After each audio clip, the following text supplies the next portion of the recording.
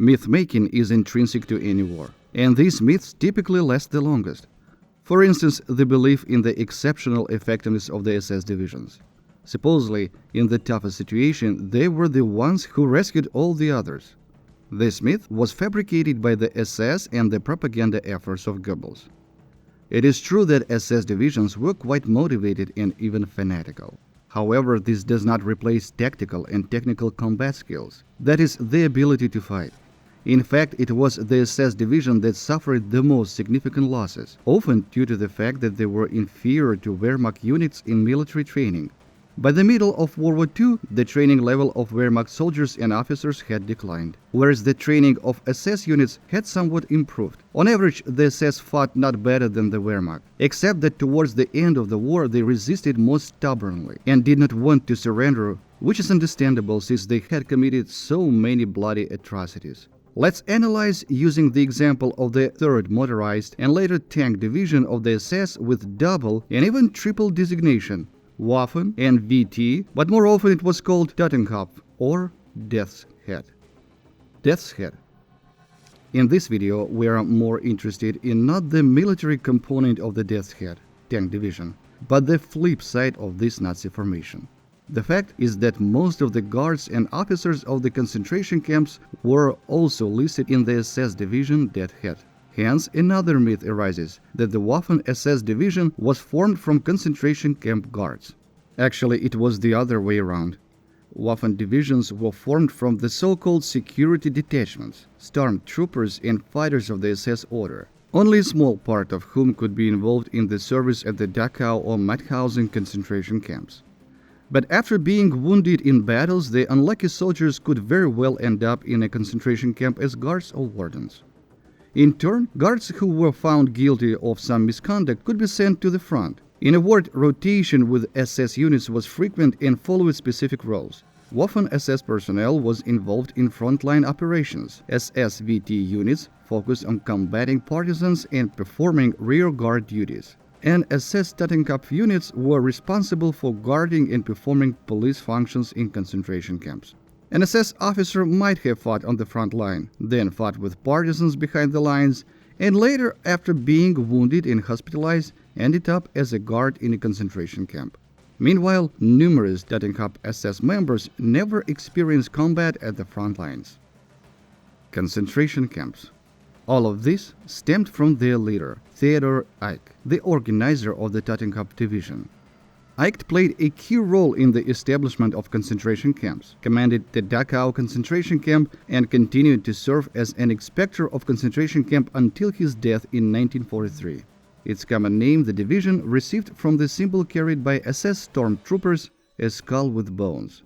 The main thing that Eicke managed to achieve was streamlining the personnel service in the camps. Strict discipline and reporting, especially economic. Each concentration camp, according to the inspector, should generate income. While still commandant of Dachau, Theodor Eicke established degrading and inhumane conditions for prisoners.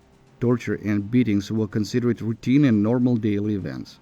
Eicke had no tolerance for the lenient guards and concentration camp employers who, according to the commandant, sniveled and slobbered, meaning those who showed any degree of humanity toward the prisoners, and swiftly dismissed them. Later, already being a camp inspector and at the same time the commander of the division, he sent soft, from Eicke's point of view, guards to the Death's Head division, to the front. Dachau became a model in the organization of the entire Reich's camp system. Eicke trained a whole cohort of camp commanders and the commandants: Adolf Eichmann, Rudolf Hess, Karl Otto Koch, and many of his other students. It was Eicke who came up with the idea of enlisting camp inmates willing to be ruthless to their former comrades to assist the German guards. Entertainment. Death's Head units provided security and carried out police functions in most large and medium-sized Nazi concentration camps.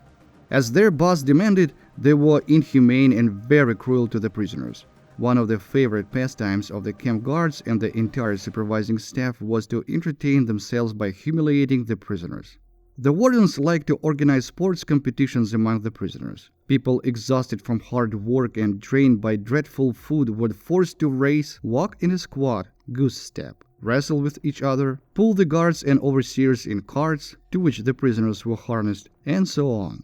For the slightest disobedience to a camp administration representative, severe punishment followed, up to execution by shooting, hanging, or gas chamber. Violence against women was a common part of camp life. Children were also subjected to bullying. They were forced to sing and dance for the camp staff and to do adult work. And they were not allowed to see their parents who were also in the camp. Often a child did not even know that their mother or father had already been killed and continued to wait to meet their loved ones. In most Nazi camps, medical experiments were conducted on people, including children. This is the darkest page of German Hitlerism.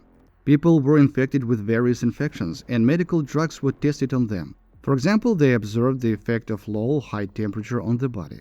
To a person exhausted by malnutrition, including a child, they could give a whole plate of hearty food, then watch their suffering and possible death. All these atrocities in the concentration camp were carried out by the SS Death Head Division, either as guards or directly by them. The sadists from this division fully lived up to their name.